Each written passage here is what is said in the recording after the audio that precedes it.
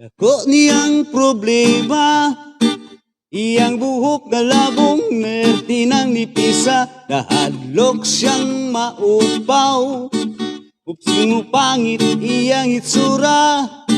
Nahisos siya og itlog, may tayo mo bago na'y lana. Askang di malasa, walay buhok mitubo, itog kanhinoon siya og kaspa. Tungod sa kabalaka, ipakonsultas doktor nga espesyalista. Pasyente nagduda, kay ang doktor pwede sang upawa. Unya ang resulta, matod pa sa doktor nga okay na. Kanang imong kaupaw, ayaw lang kabalaka, kay madugay maanad ka.